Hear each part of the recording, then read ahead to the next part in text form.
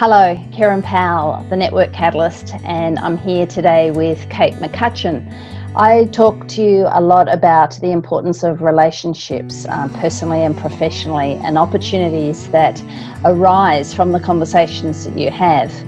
Kate's been a neighbour of mine for, I think it would be 15 years, Kate, would it be? Oh, at least, yeah. At 15, least. 16 years now. Yeah. Oh, no, we've been a husband, and so it's longer than that, so it's over 20. Oh, right. Okay. So, but you did have a little bit of time away, which is one of the parts of the conversation that we're going to have. So we were having a Zoom call the other day and a glass of wine.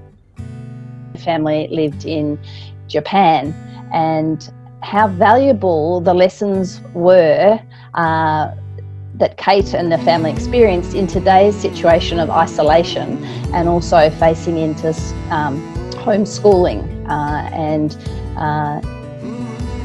using that experience to reframe how many families are now facing into isolation and also into homeschooling, or at least supervising the schooling of their children in the coming weeks. So I thought it would be a great opportunity to have a chat to Kate, and maybe you'll get some ideas or some tips about how you can manoeuvre this period of your life and come out the other end perhaps even stronger, and having learnt many skills along the way. So Kate, share a little bit about your background and share a little bit about your current life, and how come you went to Japan and how long you were there, and some of the challenges that you faced, because I know that you were in an area where English was quite limited, so that was another challenge in isolation in itself. Yeah, no, it well and truly was. So it started back in 2000 and when did the ANZAC fall over? So that'd been 2003, I think it was. Yes. When, most probably late 2002, going into 2003, when ANZAC collapsed because of the GFC. And at that point in time, my husband was working for ANZAC, and he stayed with them until the very end and helped tie up the company. But then it meant having to find work. And the only work at that point in time that he could get flying as a pilot was overseas, was in Japan. And so the decision was made that he would go up first, and he did. And then a few months later, we followed. We knew it was going to be tough. We were, I don't know if people know, but Japan's made up of 4 islands, and we were on the 4th of the islands, the island of Kaishu, and we lived in a city called Miyazaki. And in that city, there was no English schools whatsoever, no international schools. So we made the decision that I would homeschool. And at that point in time, our children, we have twins who are now, will be 26 in August, were 9. So I had to take up the challenge of making sure they got their education. And originally it was supposed to be for 3 years. I lasted nearly 12 months, but it was tough. Thank heavens we had great support through distance education. And they supplied us all with material. And back then it was all done by mail. They would post all the material over to us. It was all paper-wise, and then I would post it all back to them. Where these days is all online and video link up and then everything else. So it was a learning curve, a huge learning curve for not only myself but the children as well. So absolutely. And tell a little bit about Miyazaki itself. There weren't many English speaking, if any English speaking. Look, Japan is a lovely place, and I know a lot of people go there for holidays, but it's not the easiest place to necessarily fit in if you're living there full time. And where we were, it was like a big country town. It was probably around about the size of Wagga Wagga, so not overly huge. And out of that population, there would have, I don't know how many English-speaking people, but very little. So none of the shops that we went into did anyone speak English. So it was lots of sign language, trying to learn basic Japanese. to get us through the day. And so that was a challenge in itself, even though everyone was more than helpful, and that was great. But I think most probably one of the biggest challenges we had is, before I got there, David's work, or his flying, was that he was coming home every night, and then literally as soon as the kids and I landed there to live full time, he started doing 3 and 4 day trips, which meant that he was gone for 4 days. So then it was myself and the 2 children for 4 days at a time, with just us, no one else. And I'm sure you had to draw on a great many skills in that period of time just to manage day-to-day living, let alone the education side of things. So what did a typical day look like for you when... For us, I tried to keep things as normal as possible. So we still stuck to a routine. We found for us, a routine was really, really important. And discussing it with the kids, I found, was the most important thing. The night before, we would set out and plan what we were going to do the next day. And I found that was the easiest. I mean, if they knew what we were going to do, 8 out of 10 times it would work. So we used to plan it around, we didn't necessarily have a Monday to Friday schooling schedule. We'd plan it around when David was away. So if he was away for 4 days, we would work those 4 days. And sometimes, because the amount of work that we would do was most probably a third in time reference compared to what it was if you're in a classroom situation. Obviously, because you don't have the distraction of other kids and movement between lessons and your breaks. So some days we would have done 2 lots of schoolwork, depending on how things were going. But what I found the easiest for us, we would get up, have breakfast, and some mornings we'd be starting at 7:30 in the morning, and by 11:30 we would be finished. So then it was, okay, what activities can we plan in the afternoon after lunch? But I know everyone's different, but I found getting the kids to work first and then giving them the activities, it was dangling that carrot at the end of the day to say, okay, well, if we do this, well, then we can go up to the park and get an ice cream. And I know, unfortunately, you can't do that at the moment because of isolation, but choosing something that they really want to do, and that gave them the incentive to get through what they had to do. Yes, I mean, it's going to be such a learning curve for everybody. I am was a primary teacher, so I understand the classroom environment, and it's going to take a lot of adjustment for everybody. And thank goodness there is now technology, because I'm sure that teachers will have meetings with children, and it won't be all on a parent to be managing the situation like you had to do.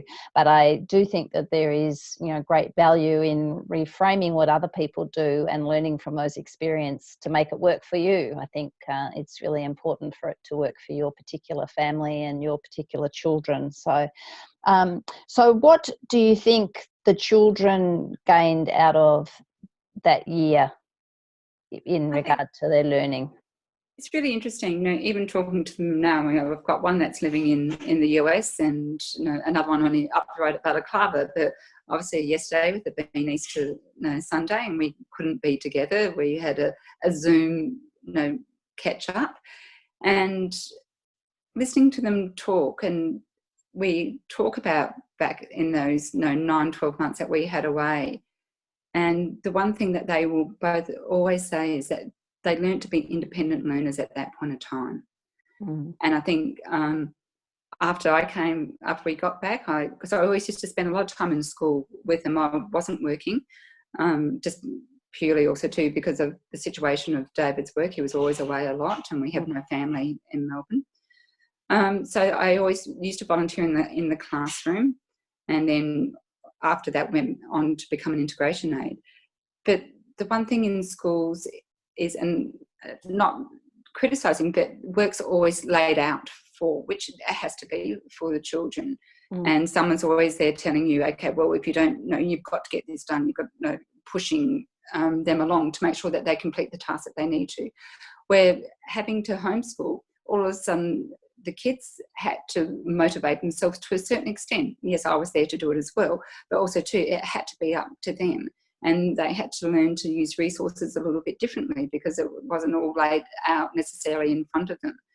So that, I suppose, is one thing that as they both took away, was that they became those independent learners. So as they went through their high school years, and they both did exceptionally well and gone into really great careers now, but they weren't phased if they got to a situation and it didn't necessarily pan out the way that they thought it should do, or there wasn't someone to lead them down the path that everyone else expected. They could be individual thinkers and go off the way that they thought that they should. I think I always used to think, even when I was teaching, that really I was a facilitator, that there was no way in the world that I could know everything. So by absolutely showing how to find it or how to apply that knowledge was really my job then. And I think I did that as a parent as well, not giving all the answers all the time, just showing where the information could be or the knowledge could be, and searching for those responses and problem solving skills really develop, I think. It does, and it is such a huge part of what we need. And I think unfortunately these days we don't necessarily always encourage that in children. I think sometimes because we're wanting them to do the best, we don't ever like to see them not do well or to fail. And not saying letting them fail is the right thing to do either, but sometimes they have to learn how to move on. Yes, and certainly that's the time now, and I think that's really another reframing thing, is the way that we are modelling for our children too, as to how we cope with these situations, because there's no doubt that it's a challenging time on so many fronts at the moment, but the children are watching on to see how we manoeuvre our way through these situations. And probably, the way that people have gone back to preparing meals or cooking or catching up with friends via Zoom, or thinking about games they can play that they haven't played for years. They're all skills that a lot of younger people haven't even ever experienced, and now are thinking, oh, that's a good idea, or I enjoy making that meal, or so. Exactly. Or like this morning, on our walking past this beautiful piece of artwork that someone had done on their driveway, and the kids have obviously got out there with their chalk and someone's taped it off so that they were able to colour in different sections. And that's most probably something that they wouldn't have done, that they might have not done prior to this. So that's true. So you certainly said one of the tips was really about having a routine. Is there anything else that you would add in there that worked well for you? I think also too is the perseverance. I think it's really easy sometimes to say, this is getting too hard. Is it going to make any difference if we don't complete the task today? Can we put it off until later? But you can't, because as I found, if you start down that path, the kids pick up on it really quickly, and they're going to jump on it and make it harder. Not necessarily harder for you, but kids will always, if they can find a little bit of a loophole, try and work it their way. And I know other friends that homeschooled when they were travelling around Australia, and there was a few of them, and a lot of them end up giving up because they said it ends up being too hard and interferes too much, and just trying to get the kids to sit down and do it. But it's just that perseverance. And I know it can be, it's tough because it drives you around the bend too, and especially depending if you're in confined space too, and that's not always easy. Yeah, correct. And that makes it really tough. Yeah, and I think that's also, from a classroom point of view, I know that the things that worked well were very clear boundaries. This is the rules, this is the way we're going to do it, and trying to keep to that sort of plan was clear, as you said from the beginning, about letting the children know that this is the way we're going to do it, and mixing it up a bit too, so that there is still activity outside and still get out for that fresh air and that walk. I think that's really important as well. So from a relationship point of view, because you spend all that time together as a family, How did that impact you as a family now, do you think? It's funny, we're as close as ever. No, I think it really made us such a strong bond because we had to rely on each other. We didn't have anyone else around. And I suppose that's the situation now with everyone, having to be in lockdown as such in their own homes. You don't have the family friends that you can just go and hang out with. You have to rely on each other now. And I think too often we don't do that. You don't need to rely on the people that you're closest to. And again, it's not always easy. And there's going to be those moments. But I said, James, who's in the US, I speak to him at least once a day. He rings every afternoon when he gets home from work. And I think how lucky am I that after all those years and us being tied together as a family, it stayed. I think there'll be, hopefully it will be a very positive thing through families that are going through situations now about really valuing the relationships that you do have. And I know even with our daughter who's 30, she asked me the other day to teach her to knit, and it was like, we've had all those years together and never got around to teaching her to knit, partly because she wasn't interested at that time, but now she has the time on her hands. I have to say that I was pushed aside though because I couldn't help her at the time, and she found it on YouTube. So there you go, independent learning. So you also don't want to miss the opportunity when it's there. So I'm very pleased to have you as our neighbour over the road, and I thoroughly enjoyed our morning tea from our opposite sides of the road this morning. That was fun. The passing traffic were quite surprised, and they saw 4 people sitting out on their nature strips or actually in their driveways having a cup of tea. But where there's a will, there's a way, and thank you for sharing your journey of homeschooling, and I'm sure that will help some people hopefully get through the next few times, knowing that it is possible and your children can go from being 9 to 25 and living overseas and living very independent lives based on a lot of skills they've developed. Thank you, Kate. Thanks, Kerryn.